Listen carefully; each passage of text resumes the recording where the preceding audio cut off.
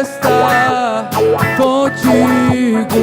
Tu és o bem, tu és o bem mais precioso do meu coração, Jesus.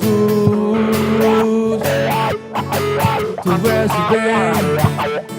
Última vez, cante. Tu és o bem mais precioso do meu coração, Jesus. Aleluia.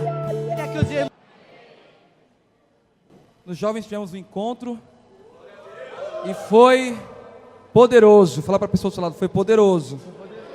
Fala assim, se você conhece um jovem, na próxima você vai levá-lo. Amém? Quem é que já foi para o encontro? Levanta a mão. Quem é que já foi para o encontro? Levanta a mão. Quem é que já foi? A maioria, né? É bom ou não é, irmãos? Quem é que ainda não foi? Levanta a mão. Ah, então você vai, hein? Se prepara que vai, em nome de Jesus. Eu queria chamar o irmão aqui para testemunhar. Vem cá, Vitor. Ele tá um pouco tímido, mas eu vou ficar com ele aqui para ajudar. Vem cá, filhão. Conta pra gente lá como foi o encontro pra você e a sua experiência que você teve lá com Deus. Eu tô nervoso, desculpa. Então, eu soube pelos meus amigos da célula que ia ter um encontro e que eles sentiam algo extraordinário de Deus. E eu fui na intenção de sentir isso. E eles falaram, vai e se entrega a Deus, abre seu coração 100% para Ele. E eu fui. E nisso Deus falou muito comigo, Ele usou muito a vida de todo mundo que estava lá para falar comigo. E foi uma bênção. E ontem, na hora da palavra, o Gustavo estava pregando e ele perguntou quem queria ser curado. Ele explicou também, eu tenho uma dor de estômago muito forte, e eu tinha. E ele falou, ele orou para mim, porque eu não consigo nem me segurar direito por causa dessa dor. Quando começa a doer, eu sento porque eu não consigo andar, de tão forte que é. E ele começou a orar para mim e naquele momento eu fui curado. Eu não senti mais nada. E... ai, meu Deus do céu, não sei o que eu falo, mas... Foi uma bênção, foi maravilhoso, foi uma experiência inexplicável. Então, se você não foi, vai, porque vale a pena demais. Aleluia!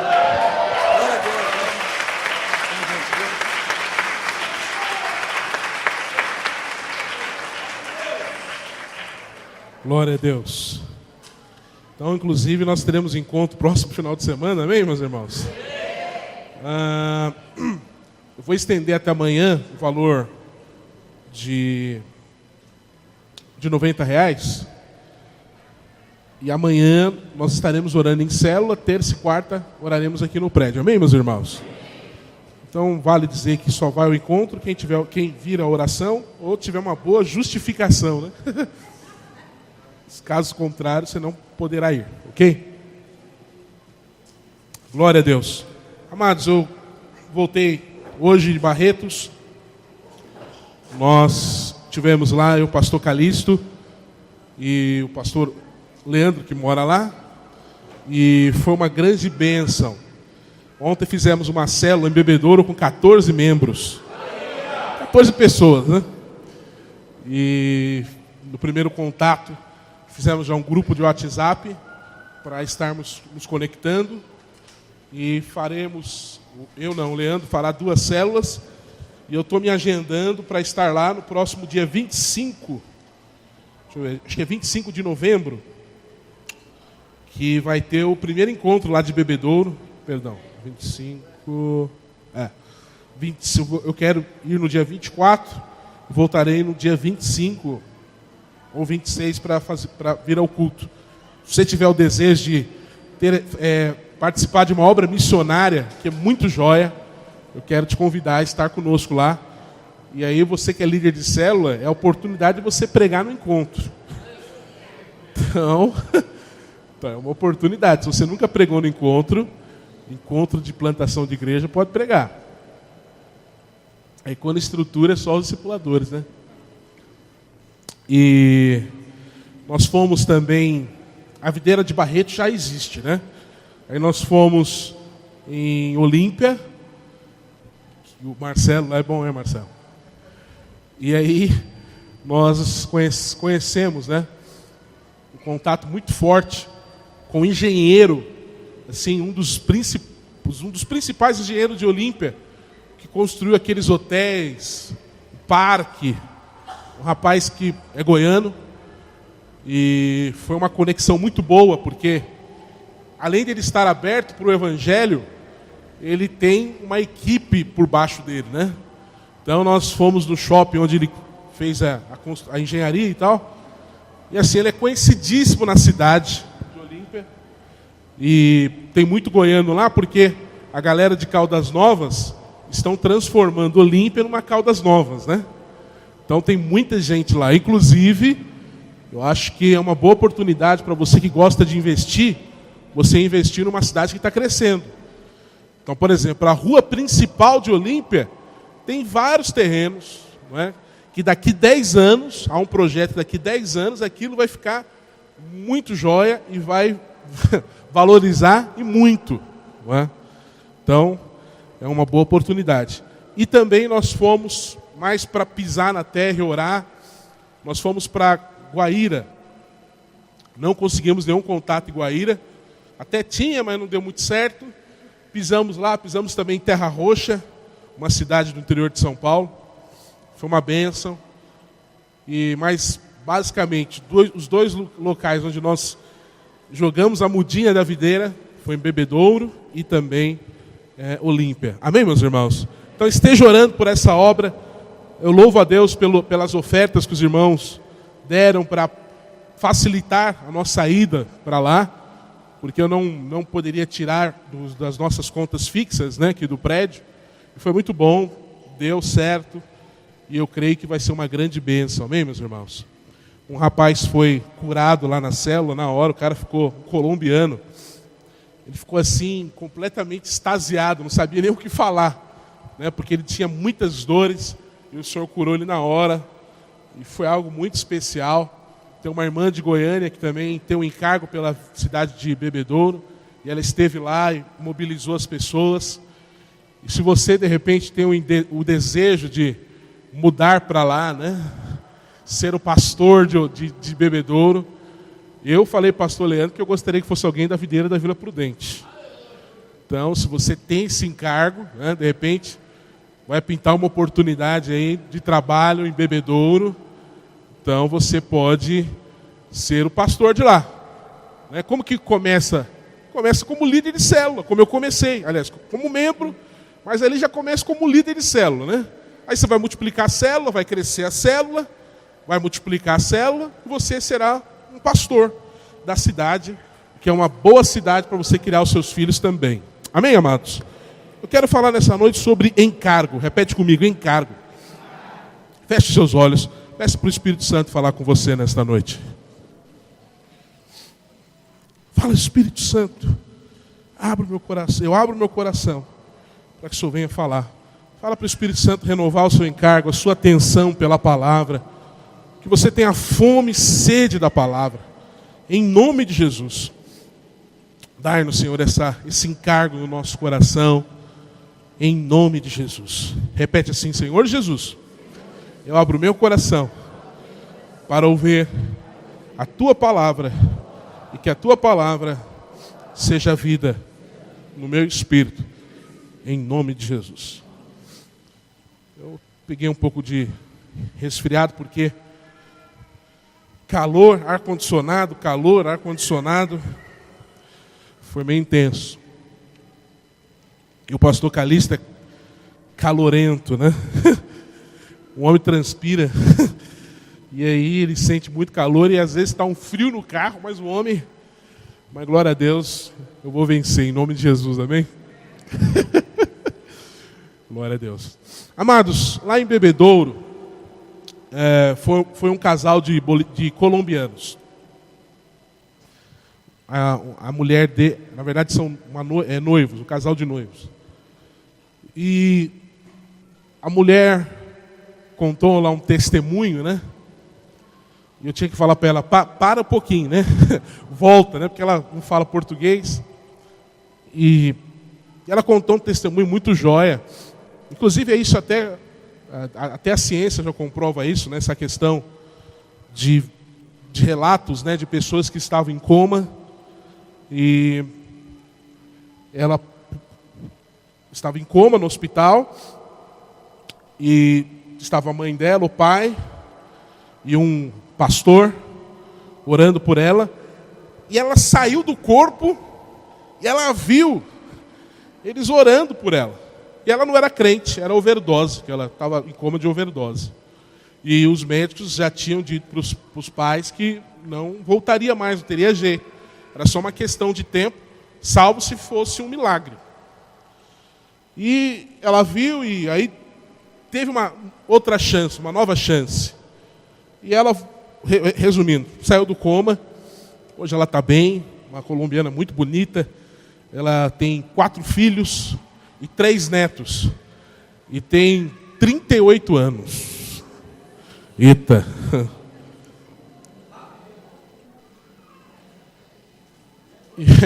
Eu falei pro noivo dela, você vai casar com uma vovó, né? Mas isso é uma outra pregação. E aí ela dando testemunho, ela falou o seguinte, olha para cá. Ela falou o seguinte: depois que eu voltei do coma e tive essa experiência, eu aprendi que eu devo viver em função do próximo. Então, por causa dessa experiência, eu vivo em função do próximo. E ela teve uma experiência com Deus em alguma igreja lá na Colômbia, mas o Espírito Santo falou para mim que tinha muitas misturas, né? E o pastor Calixto também teve essa percepção. Em algum momento de oração, nós estávamos orando por ela e percebemos que ela ia até manifestar com demônios. Repreendemos o diabo e saiu. E voltando para cá, eu comecei a ficar pensando, né, na viagem, o que aconteceu, as percepções. E o que aconteceu com essa colombiana? Ela teve uma experiência, todavia, ela faz a obra de Deus, ela se voluntariou, não é, para ajudar o próximo, mas na verdade a força motriz não é o encargo, mas é o desencargo de consciência. Repete comigo, desencargo de consciência. Então veja, nós nunca podemos analisar alguém que faz algo, que é ativo na casa de Deus, que quando eu falo obra de Deus, você não deve entender só a igreja. Você servir o seu marido, servir seus filhos, ser um bom funcionário, honrar o seu patrão, isso é obra de Deus também, amém, meus irmãos? Porque você o faz para Deus. Mas eu percebi que essa colombiana, ela precisa de fato ser discipulada, crescer no Evangelho, para que ela entenda que nós vivemos sim em função do próximo, mas não por desencargo de consciência. Nós fazemos porque nós fomos amados por Cristo. Cristo nos amou de tal maneira que eu estou cheio do amor de Deus, então eu vou liberar esse amor de Deus para outras pessoas. Quantos estão entendendo? Então quem é cheio do amor de Cristo, ele começa a amar todo mundo. Ele ama até o papagaio. Ele chega em casa do encontro. Isso acontece muito claro quando nós saímos de um grande mover de Deus, de um culto, de uma conferência, de um encontro. Você sai cheio do amor de Deus. Nós homens temos o encargo de abraçar uns aos outros, de orar uns pelos outros. As irmãs oram uns pelas outras. Por quê? Porque nós estamos cheios da graça e do amor de Deus. Então veja, quando eu falo de encargo, da maneira, a palavra em si, dentro da nossa visão, você talvez possa entender que o encargo, quem tem encargo, é aquele que está fazendo coisas. Mas presta atenção, encargo é uma questão de coração. Você está me ouvindo? Eu posso fazer muitas coisas, todavia, sem encargo. Eu posso fazer coisas por causa do cargo, por exemplo. Afinal, você é um discipulador, filho. Então, como um bom discipulador, eu preciso fazer alguma coisa, por causa da minha função. Ou porque eu sou um pastor, ou porque eu sou um líder de célula, ou porque eu sou um membro. Mesmo os membros da nossa igreja têm função também. Então, veja, o fazer coisas pode ter vários motivos. Por isso que é importante nós pedimos ao Espírito Santo para que venha sondar o nosso coração, sondar as motivações do nosso coração. Porque devemos fazer as coisas com encargo. Você fala assim, talvez você pergunte, Carlão, mas vocês falam tanto de encargo, mas o que é realmente encargo? Olha, encargo é paixão. Repete comigo, paixão. Olha para o teu irmão e diga assim, é paixão. Sabe, a nossa paixão é edificar uma igreja de vencedores. Essa é a nossa paixão. E aí eu falo, pastor Calixto, esse negócio de plantação de igreja mexe comigo. Mas só que eu ainda não tenho a realidade, porque eu plantei poucas, né? Um dia que eu tiver essa realidade, eu vou viver disso. Igual o pastor Marcelo. Porque eu amo assim, quando eu chego na cidade, eu vejo ninguém, né? E aí a gente vai observando as possibilidades de conexões. Então, em Iguaíra, por exemplo, não tinha ninguém. E aí eu fui para a padaria, e aí comecei a puxar conversa com as atendentes, né? Perguntei se era crente. Aí eu fico pensando, se a minha esposa estivesse aqui, se nós, de fato, viéssemos aqui para plantar a igreja, já daria para começar uma célula, pelo menos. Nem se for na praça. Porque, veja, a igreja, naquilo que nós acreditamos, ela nasce não no prédio, ela nasce na célula. Nós, para plantarmos uma igreja, nós não precisamos de prédios. Nós precisamos apenas de uma casa, de uma célula. E essa célula cresce, multiplica, e aí se torna uma congregação e depois se torna uma igreja. Mas veja, porque isso é encargo, isso que queima no meu coração. Sabe, encargo também está relacionado ao dom que Deus te deu. Qual o teu dom? Dentro da edificação da casa de Deus, você foi chamado para alguma coisa, filho. E você precisa identificar esta coisa, o dom que você tem, o porquê Deus te chamou, e certamente aquilo a qual Deus te chamou, você vai ter encargo. Tem muitos irmãos, por exemplo, nós estamos retomando no presbitério agora com os líderes, né? Convidei os líderes a participar do presbitério durante um tempo. Aí nós estávamos falando sobre a cesta básica. Aí o irmão falou assim, Carlão, é difícil lembrar da cesta básica. Aí eu falei, mas tem um irmão que não esquece. Mas por que esse irmão não esquece? Porque ele tem encargo. É o dom. Ele tem o dom de ajudar o próximo, que é chamado dom de socorro. Então, glória a Deus pela vida desse irmão. Agora, o que ele precisa? Ele precisa me treinar, ele precisa fazer com que esse fogo que queima dentro dele possa passar para mim e eu passar para outros. Quantos estão entendendo? Então, o encargo, ele é um espírito, o encargo é contagiante. Aleluia. Sabe, o encargo é a força motriz da vida. É o que nos impulsiona, meus irmãos. Sabe, é o encargo que muitas vezes faz você perder o sono. O encargo é que faz com que vocês tenham aquela santa obsessão para que aquilo aconteça. Eu vejo, é difícil para nós homens, mas quando tem encargos, as coisas dos kids, por exemplo, quando tem um seminário de adoração, encontro, filho, eu sofro. E certamente os irmãos também. Por quê? Porque as irmãs, as esposas, elas ficam, meu Deus do céu. De madrugada minha esposa acorda e fala, o que aconteceu, mulher? Não, eu estou aqui com umas ideias. Ela vai para a sala. E não há de se admirar que quando as irmãs fazem os trem fica melhor. Fica ou não fica, irmãos? Eu estava até falando com o pastor Leandro ontem, nós estávamos conversando, eu falei, eu estou pensando em deixar um tempo as irmãs coordenar os encontros de adultos e de jovens. Porque as irmãs têm muita excelência. Vamos aplaudir as irmãs e os irmãos.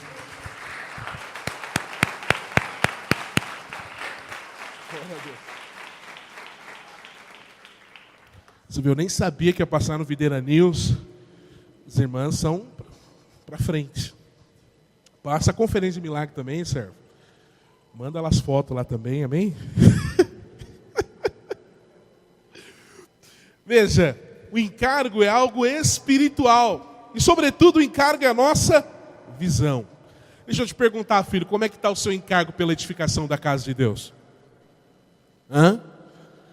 Como que está o seu encargo pela edificação da eternidade? Sabe como que você tem feito a obra de Deus? Como que tem sido a sua oração? Como que você tem lido a palavra de Deus? Como que você tem frequentado a célula? Porque veja, é muito simples, é muito fácil você ir e você identificar uma célula que tem cargo e uma célula que não tem cargo. Em outras palavras, uma célula apaixonada e uma célula que já caiu na mesmice, se tornou um clubinho. Eu me lembro que quando eu assumi a rede da Vila Prudente, o pastor Wilson falou assim, tira todos os discipuladores da Vila Prudente, deixa o Carlão gerar todos, porque eles são mais velhos e talvez ele vai ter dificuldade. Aí beleza. Aí eu cheguei numa célula, acho que tinha 5 células, nós éramos por volta de 35 pessoas, em todas as células. Aí eu cheguei numa célula para visitar, aí eu sentei lá na cadeira, e tinham 4 pessoas, eram 4 pessoas nessa célula. E detalhe, já estavam mais de 1 ano essa célula com 4 pessoas. E aí, na hora que eu sentei, a irmã falou assim, Carlão, pode sentar na mesa de jantar. Eu falei, mas como assim? Não, a célula aqui é na mesa de jantar. Eu falei, glória a Deus. Aí eu sentei, aí daqui a pouquinho, vamos colocar o louvor. Aí começou a música. Tem sabor de mel, a minha vitória hoje tem sabor de mel. Detalhe, eu gosto dessa música, mas a gente não canta lá no culto. Então na célula, geralmente, nós cantamos a música no culto. Beleza, aí eu cantei, tem sabor de mel, aleluia, tem sabor de mel, creio. E aí, na hora do compartilhamento da palavra, nada de compartilhar a palavra do culto. Cada irmão trazia um versículo bíblico e compartilhava. E depois, isso na mesa, e depois era a hora do jantar. Os talheres e tal, e acabou a célula. Ou seja, virou um clubinho. A célula virou um clube. Por quê? Porque o encargo pelos perdidos já foi embora faz tempo. Eu, que já era da igreja como líder, eu não me sentia parte daquela equipe, daquela célula, que é uma equipe. Porque quando a célula ela vira um clubinho, acredite em mim, os visitantes, eles não se sentem bem, ele não se sente bem. Porque as piadas que você faz é uma piada que tem a ver com o contexto daquilo que vocês estão vivendo. As conversas é com o contexto que vocês já estão vivendo. Então ele não se sente inserido nesse ambiente. Então ele vai para outro lugar. Agora, uma célula apaixonada, filho, é uma célula que quando chega um visitante, todo mundo tem que se controlar, né? Chega o visitante, seja bem-vindo, pode sentar. Aí na cozinha, yes.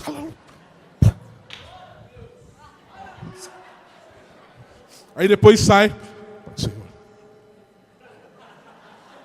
E o visitante, rapaz, você conversou com ele? Eu fazia isso mesmo. Você conversou com ele? Mas na hora, paz, tudo bem. Por quê? Tem paixão. Você quer colocar um fogo no casamento? Tenha filhos, Júnior e Lili. Vai nascer logo. Tenha filhos. Dá uma paixão, né? Então, eu confesso para os irmãos que quando eu cheguei em Olímpia, eu falei, pastor Calixto, depois que a gente conversar com o engenheiro, vamos nadar. Não deu tempo. Mas eu falei, tudo bem, mas eu já deixei tudo certinho. Eu falei, tal dia eu venho com a minha esposa e minha filha aqui. O pastor Leandro falou, pode vir, já está tudo combinado, está tudo certo já. Então, meus irmãos, eu poderia ir naquele clube poderosíssimo. Eu até cheguei a entrar assim, né? Mas, irmãos, eu tenho que estar com a minha esposa, com a minha filha. Porque a alegria vai ser completa. Entende? Por quê? Porque é uma questão de encargo, de amor, de paixão.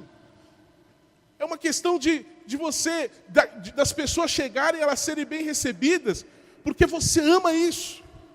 Você ama as pessoas saindo do inferno e indo para o reino da luz. Quantos estão entendendo? Então, quando nós falamos de encargo, é nesse sentido.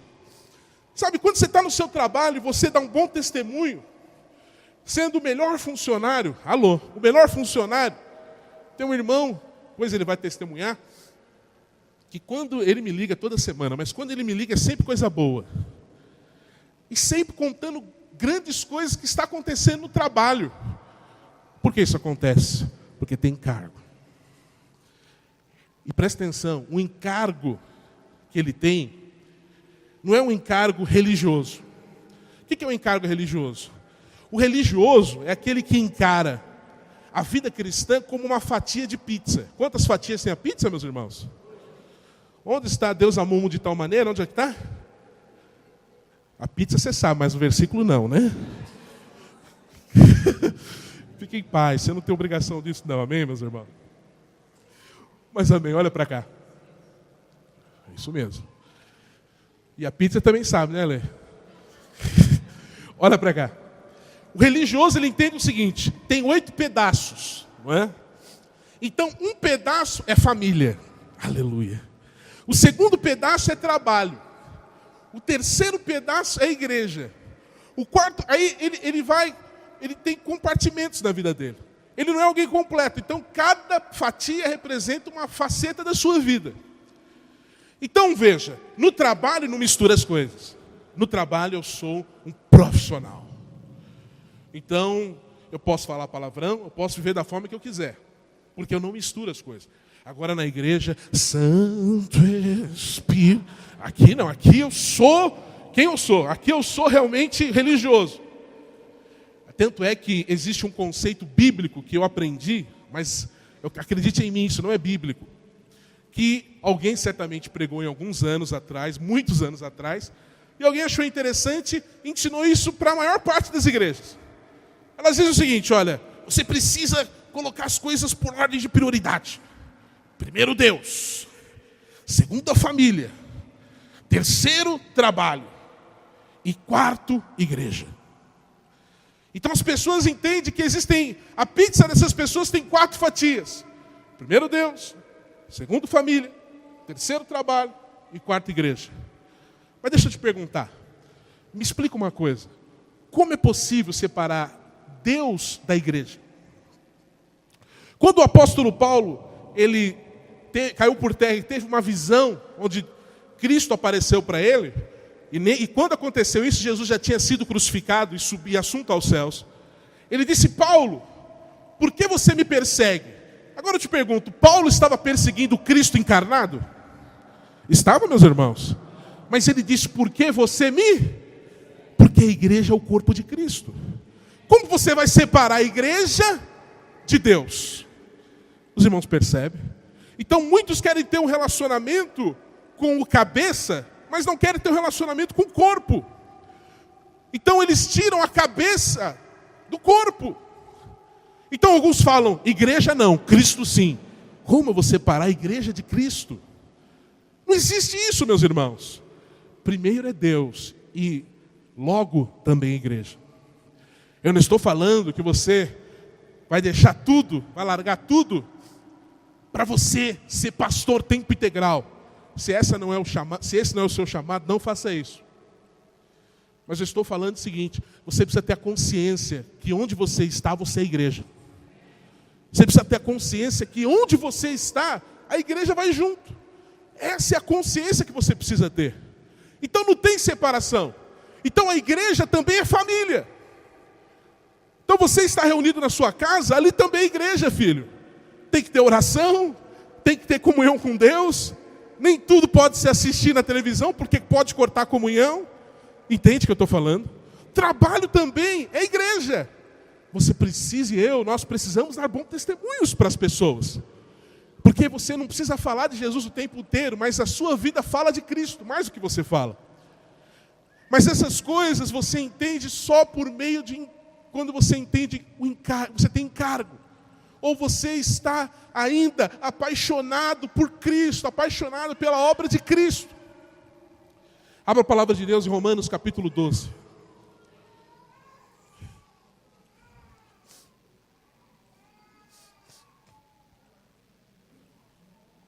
Romanos 12.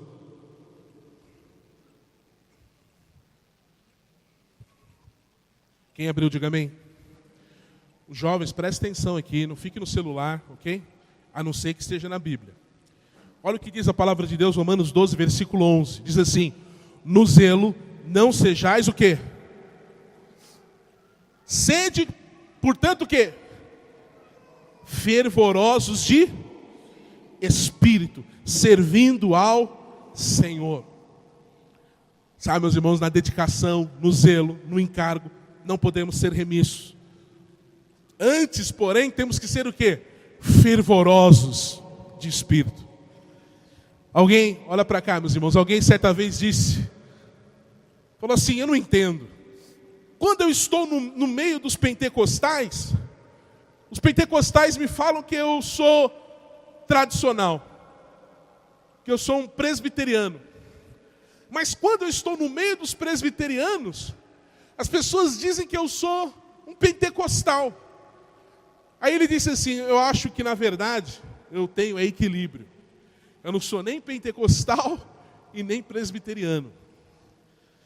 Sabe, quando alguém disse isso, ele achava que estava dando um ótimo testemunho. Mas sabe o que Deus diz para tais pessoas? Que pessoas assim, Deus está a ponto de vomitar da boca. É igual você tomar água morna, da ânsia, da náuseas. Porque é melhor você ser frio, mas muito frio, do que você ser morno. O melhor, o ideal é sermos quentes, amém, meus irmãos? Mas o que Deus está dizendo aqui no livro de Apocalipse, capítulo 3, versículo 15 e 16, diz: conheço as tuas obras, que nem és frio nem quente. Oxalá, ou quem dera que foras frio ou quente. Assim, porque és morno, e não és quente nem frio, vomitar-te-ei da minha boca. Sabe, irmãos, em nome de Jesus, nessa noite, o Espírito Santo quer nos exortar, para que nós possamos, nessa noite, assumir um posicionamento de nós sermos alguém fervorosos de espírito. Sabe, é uma questão de você decidir, passa pelo crivo da sua decisão também. De você assumir as coisas de Deus de modo zeloso, sabe, de modo convicto. Hoje, nós podemos até abrir uma categoria de evangélicos não praticantes. Falava-se de católicos não praticantes, mas hoje existe evangélicos não praticantes. Sabe, são pessoas que conhecem a palavra de Deus, mas a palavra não os conhece. São pessoas que eles conhecem a palavra de Deus, mas eles decidiram viver uma vida religiosa. Que o Senhor nos livre disso, meus irmãos. Sabe, que Deus nessa noite possa restaurar o encargo do nosso coração. Sabe, o encargo pela edificação da casa de Deus. Sabe por quê? Porque no mundo, presta atenção, no mundo é muito difícil as pessoas serem mornas no que se refere ao pecado. Percebe o que nós falamos na semana passada sobre o tripé do anticristo, que é a ideologia de gênero, a ideologia do politicamente correto e a ideologia do homossexualismo. Se você deu para perceber o quanto nós temos sido bombardeados com tais informações, sim ou não, meus irmãos? Porque o diabo, ele não permite estar frio. Sabe por quê? Porque ele sabe que o tempo dele está acabando. E você e eu, sabendo que o Senhor está voltando, nós precisamos mais do que nunca assumir um posicionamento de homens e mulheres de Deus para impactar essa geração. Quantos dizem amém? Sabe, precisamos colocar as coisas como ordem de prioridade, as coisas do reino, buscando em primeiro lugar. Para nós finalizarmos, abra a palavra de Deus no livro de Lucas, capítulo 10. Estou terminando.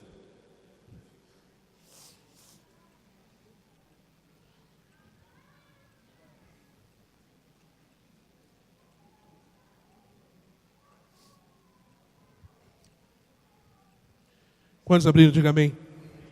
Versículo 38. 10:38 diz assim: ora, quando ia de caminho, entrou Jesus numa aldeia, e certa mulher por nome, o recebeu em sua casa. Tinha esta uma irmã chamada Maria, a qual, sentando-se aos pés do Senhor, repete comigo, sentando-se aos pés do Senhor. Aí diz o texto, ouvia a sua palavra. Marta, porém, andava preocupada com muito serviço. Repete comigo, preocupada com muito serviço. E aproximando-se disse, Senhor, não se te dá que minha irmã me tenha deixado a servir sozinha? Dize-lhe, pois, que me ajude. Respondeu-lhe o Senhor, Marta, Marta, estás ansiosa e perturbada com muitas coisas. Entretanto, poucas são necessárias, ou mesmo uma só. E Maria escolheu a boa parte, o qual não lhe será tirada. Sabe, meus irmãos, Marta, ela é tipicamente as mulheres ou os homens dos dias de hoje. São pessoas ativistas, ocupadas com muitas coisas ao mesmo tempo. Mas Maria, ela estava, se é que preocupada, mas ela estava apenas deleitando da palavra de Deus. E aqui nesse texto, meus irmãos, nós aprendemos algo. Que nem sempre fazer é fruto de encargo. Você está me ouvindo? Nem sempre, quando você vê alguém fazendo coisas, significa que essa pessoa tem encargo. Por quê? Porque pode ser um ativismo. Afinal, a pessoa, ela vive dessa forma em todas as áreas da sua vida. Então a igreja é uma das áreas que essa pessoa é ativa. Mas na verdade, amados irmãos, o encargo é algo de coração. E o encargo se baseia em você fazer aquilo que Deus mandou para você fazer. Quantos estão entendendo? Sabe, o encargo significa aquilo que Deus mandou eu farei. Porque eu amo. Afinal, Ele me amou primeiro. Interessante que Maria, ao contrário de Marta, ela estava sentada no mesmo lugar, ouvindo a voz de Deus. Sabe, nem sempre quando você está correndo para lá e para cá, significa que você está resolvendo problemas. Porque o povo de Israel, eles rodaram o deserto durante 40 anos. Até um pouco mais, rodaram o deserto. E eles estavam rodando no mesmo lugar. Você quer economizar tempo, você quer remir o tempo? Ouça a voz de Deus. Sabe, a sabedoria, a palavra de Deus, ela fará com que você possa abreviar o tempo. Sabe, talvez aquilo que demoraria 10 anos no natural, no ativismo, com uma palavra de sabedoria, pode durar meses, horas, minutos. Sabe, Maria, ela estava concentrada em Cristo, se deleitando de Cristo. Agora Marta, ela estava também atenta a Cristo. Todavia, ela estava dividida em muitas coisas.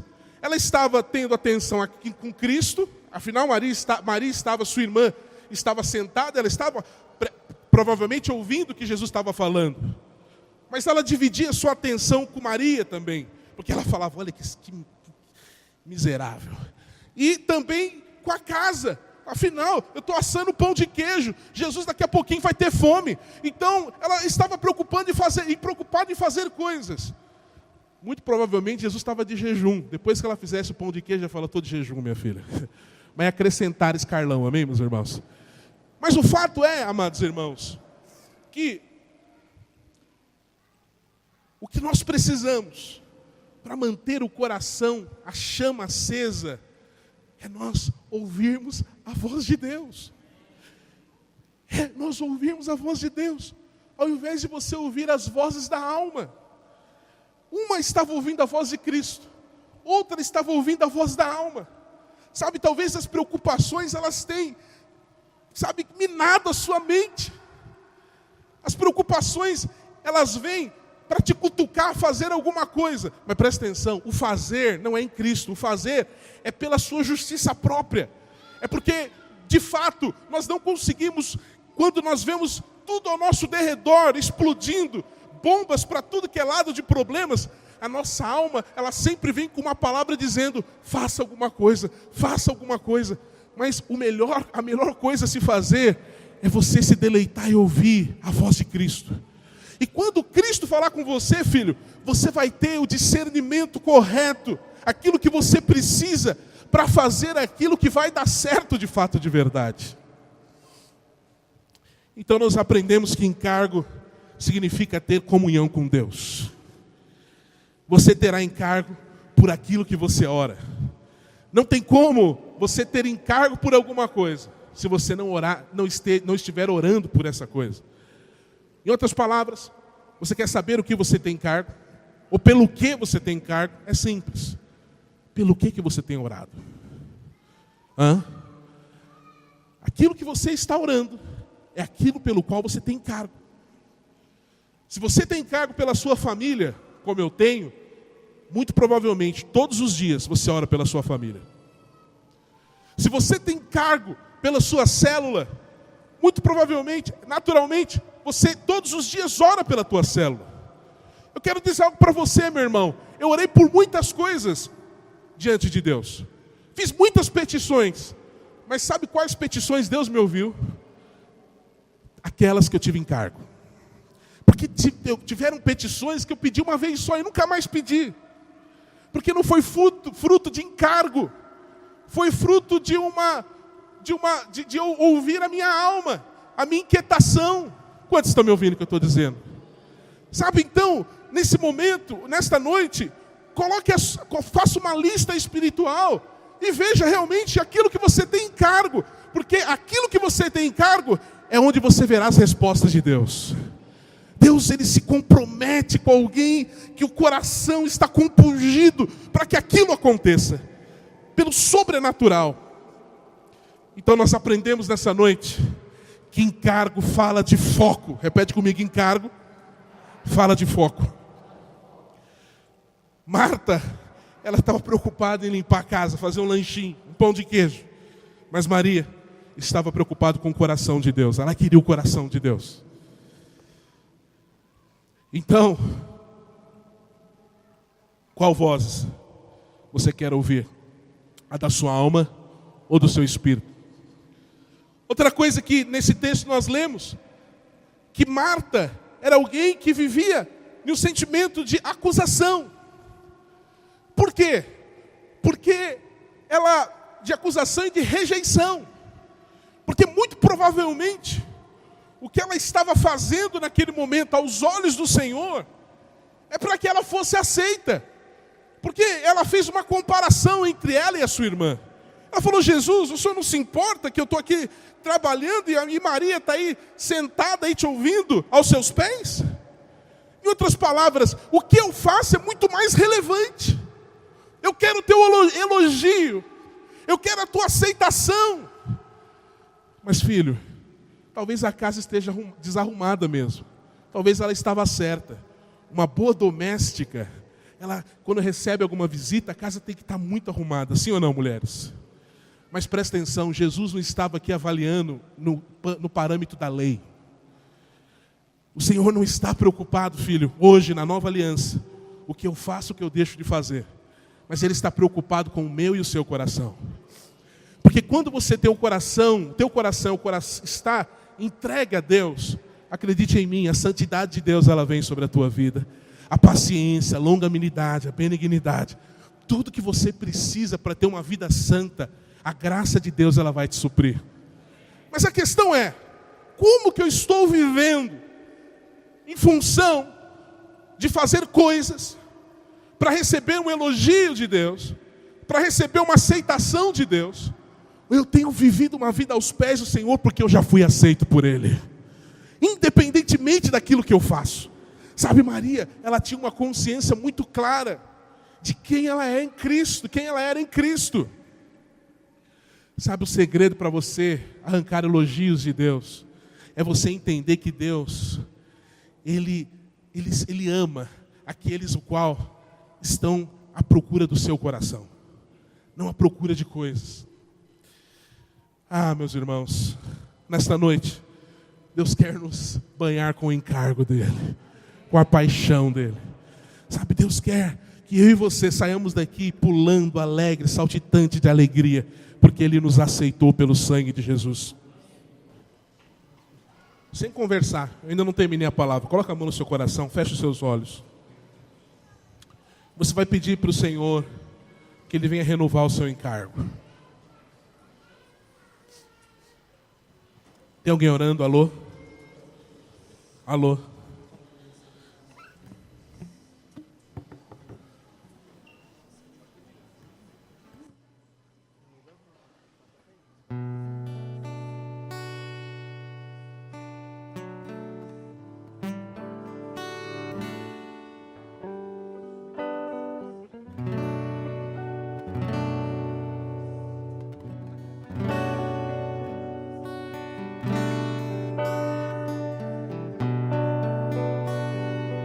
Olha para cá, meus irmãos. Olha o que diz aqui no livro de Apocalipse, capítulo 2, versículo 2 e 4. Conheço as tuas obras e o teu trabalho e a tua perseverança. Sei que não podes suportar os maus e que puseste à prova os que se dizem apóstolos e não são, e os achastes mentirosos. Tens perseverança e por amor do meu nome sofrestes, e não desfalecestes. Tenho, porém, contra ti, que deixaste o teu primeiro amor. Sabe, olha para cá. É muito importante esse texto, porque esse texto aqui é uma advertência para a igreja dos nossos dias, uma igreja sofredora. E veja que Deus, Ele elogia essa igreja. Provavelmente é uma igreja que era comparada a uma Marta, que fazia muitas coisas, tinha obras, mas as obras não eram baseadas no amor. Quantos estão entendendo? Aí talvez você fale assim: Carlão, eu até sei, você vai fazer um apelo para eu me arrepender, para que eu volte ao meu primeiro amor. Sabe, não é isso não. Quando Deus fala que essa igreja abandonou o primeiro amor, não é o seu amor, não é o meu amor para com Deus que importa. Sabia disso? Porque o nosso amor para com Deus é um amor inconstante. Às vezes você ama Deus de tal maneira, mas às vezes quando acontece alguma circunstância na sua vida que você não entende, você às vezes o despreza. O nosso amor é um amor muito falho. Mas quando Deus fala que eles abandonaram o primeiro amor, Deus está falando do amor dele para com a humanidade. Não o amor nosso para com Deus, mas o amor de Deus para com a humanidade. Isso João diz lá em 1 João, capítulo 4, versículo 19, dizendo: nós amamos a Deus porque Ele nos amou primeiro. Repete comigo: nós amamos a Deus porque Ele nos amou primeiro. Sabe, o primeiro amor é o amor de Deus por você. Você está me ouvindo? Então, vida cristã, presta atenção, não é baseado no quanto você ama Deus. Vida cristã está baseado no quanto você entende, tem revelação do amor dele por você. Sabe por que Maria, ela andava aos pés do Senhor, orando, buscando o Senhor? A Bíblia fala que Maria, ela era uma pecadora. Só ama a Deus de maneira muito plena aqueles que têm consciência o quanto eles foram perdoados. Essa mesma Maria é aquela Maria que ela quebrou o vaso de perfume e ungiu os pés do Senhor. Essa mesma Maria. Aí talvez você pergunta: Carlão, por que essa mulher amava tanto a Jesus? É porque ela foi muito perdoada. Você tem consciência o quanto você é pecador? Nós só podemos receber a graça de Deus primeiro quando nós temos consciência de quanto somos pecadores. O livro de Romanos é o livro da graça, é o livro da justiça de Deus. Os primeiros 5 capítulos do livro de Romanos, o apóstolo Paulo só fala de pecados e pecado. Mas por que ele só fala disso? Porque quando você enxerga o quanto você é pecador, você consegue enxergar o quanto você foi amado. Quantos estão entendendo? Quero dizer para você, filho, nós somos amados por Deus. Às vezes a casa está bagunçada. Às vezes as coisas estão em desordem. Mas Deus não está te acusando. Ele só diz para você, olha, tem que arrumar a casa sim, mas isso não vai ser tirado. Fique nos meus pés. Me busca, porque eu vou colocar a sua casa em ordem. Amém, meus irmãos? Quantos querem corresponder ao amor de Deus? Sabe, nesta noite, eu quero ser cheio do amor de Deus. Cheguei em casa hoje, umas duas e pouco da tarde. E aí o Senhor me deu essa palavra, para dizer para você que você é amado de Deus. Para dizer para você que eu e você somos alvos do amor de Deus. E ainda que a sua vida esteja uma bagunça, meu irmão, como provavelmente a casa de Marta estava, isso não é importante, porque você não dá conta de resolver a sua vida. Deixa o Senhor colocar em ordem a sua vida, filho. Mas o busque em primeiro lugar. Busque o Senhor em primeiro lugar e edifique a casa de Deus, e Ele vai edificar a sua casa. Quantos querem renovar o seu encargo? Se você quer renovar o seu encargo, vem aqui à frente. Deixa o Espírito Santo tocar em você hoje. Sabe, Ele quer te encher. O Senhor quer renovar o seu encargo, filha. Ele quer renovar o seu encargo nesta noite. Coloque a mão no seu coração, feche os seus olhos. Se você quiser dobrar os joelhos, se você quiser ficar em pé, fique à vontade. Mas sabe, não é hora de você ter uma introspecção, de você ficar avaliando quão mal você é, não é isso. Olha para Jesus, olhe pelo amor que o Senhor tem por você. É isso que vale a pena, é isso que não vai ser tirado. Essa é a parte que não será tirada. É você se avaliar pela ótica da cruz, pelo sangue da cruz. Fala, Senhor, dá-me revelação do seu amor por mim. Dá-me revelação quanto eu sou amado. Dá-me revelação, ó Deus. Tira as escamas dos meus olhos. Faça-eu enxergar o seu amor por mim. Faça-eu enxergar a tua graça, a tua vida, o teu poder, o amor pelo qual o Senhor me amou.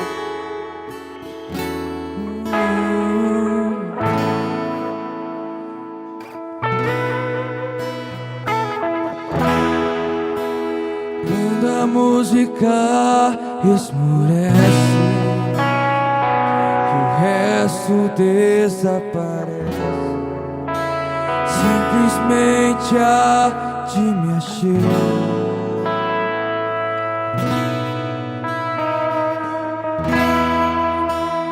Ansiando oferecer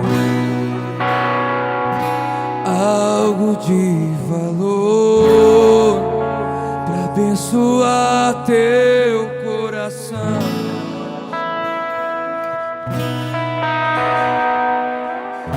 Mais que uma canção eu te darei, pois apenas uma canção não é o que queres de mim.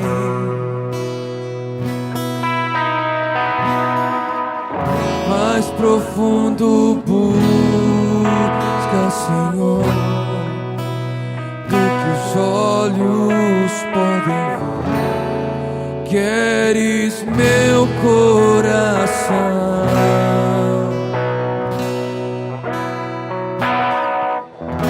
Estou voltando à essência da adoração. Primeiro amor é o do Senhor.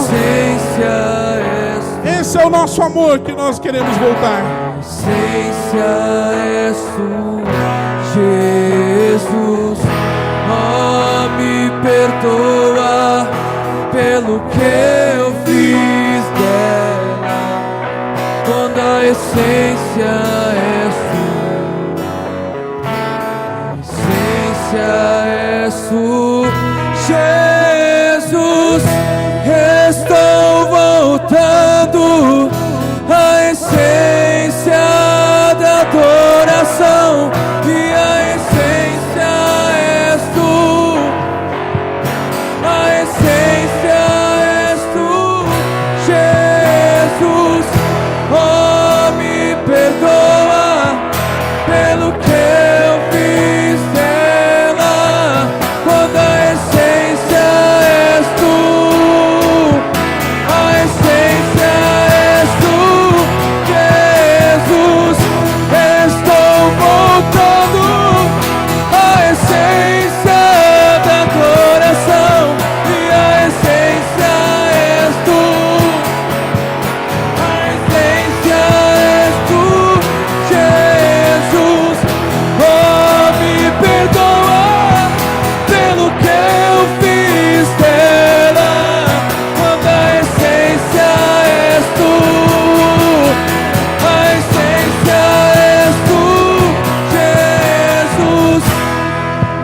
Quero ouvir você orar agora.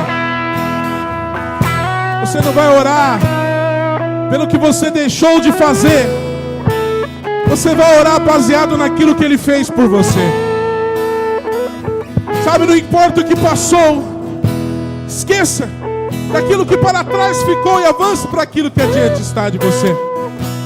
Sabe, declara que você é amado de Deus. Declara que você honra o primeiro amor, que é o primeiro amor de Deus. Sabe, talvez o diabo, ele está te acusando por aquilo que você fez ou deixou de fazer. Mas isso não importa. O Senhor é o teu justificador. O Senhor é o teu juiz. Deixa o Senhor te curar nesta noite. Deixa Ele te levar a paz dos verdejantes, a água tranquila de descanso. Tira essa ansiedade, Deus. Tira, Senhor, esse sentimento de disputa, de comparação. Oh Deus, toca na vida do meu irmão. Mostra a Ele o quanto Ele é amado como indivíduo, não por aquilo que Ele faz, mas por aquilo que o Senhor fez. Abraça o meu irmão. Abraça. Em nome de Jesus. Em nome de Jesus. Em nome de Jesus. Estou voltando à essência da adoração. E a essência és tu. A essência és tu, Jesus. Me perdoa pelo que eu fiz dela. Quando a essência és tu. Declare bem forte. Estou voltando à essência da adoração. E a essência és tu. A essência és tu. Oh, me perdoa pelo que eu fiz dela. Quando a essência és tu. A essência és tu, Jesus. Amém. Olha para cá, meus irmãos. O diabo, ele sempre vai te acusar, lançando o seu passado na sua mente. Muito cuidado. O seu passado, a sua vida está oculta em Cristo. Amém, meus irmãos. Agora, Cristo, Ele sempre vai te mostrar e projetar o seu futuro. Esqueça que as coisas que ficaram para trás, nenhuma condenação há sobre a sua vida. O que eu disse, nenhuma condenação há sobre a sua vida. Amém, meus irmãos? Levante sua mão direita aos céus. Deus abençoe. Eu amo igrejar. Eu amo os irmãos. Ótima semana. Em nome de Jesus.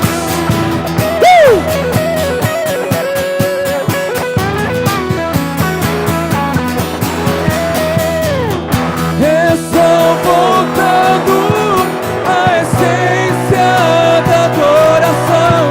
A essência és tu. A essência és tu, Jesus. Oh, me perdoa.